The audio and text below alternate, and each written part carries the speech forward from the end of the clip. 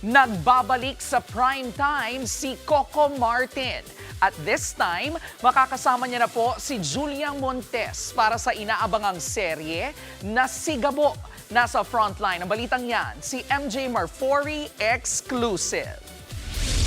From real-life couple to reels, sina Coco Martin at Julia Montes na nagbabalik prime time. Magkasama sila sa upcoming series na Sigabo.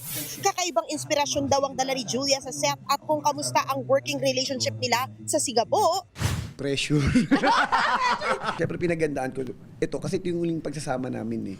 Ayoko mapahiya sa kanya. Fresh from bakasyon si Coco, kaya ganadong-ganado raw siya sa pag-iisip ng kwento, pagdidirect at pag-arte bilang Sigabo. Blessing in disguise raw na na-delay ang premiere nito na dapat ay noong Marso pa magbabalik telebisyon. Masasabi ko lang talaga, sobrang proud ako dito. At kung na-delay man, sabi ko, may reason si God kung ba't niya dinelay. Kasi kung dumiretso ako, hindi ko makikita yung magdadara-diretso lang yung trabaho eh. Yung creative, hindi ko matututukan eh. Nakapagpahinga ako.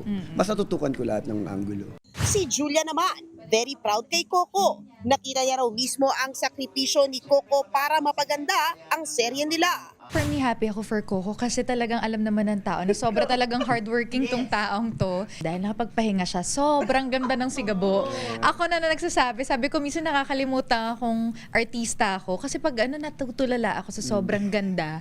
Abangan ang pagbabalik ng hari ng aksyon ng ating henerasyon na si Coco Martin sa Sigabo. Nagbabalita mula sa Frontline. MJ Marfori, News 5. Mga kapatid, Jervy Wrightson po. Eto na nga.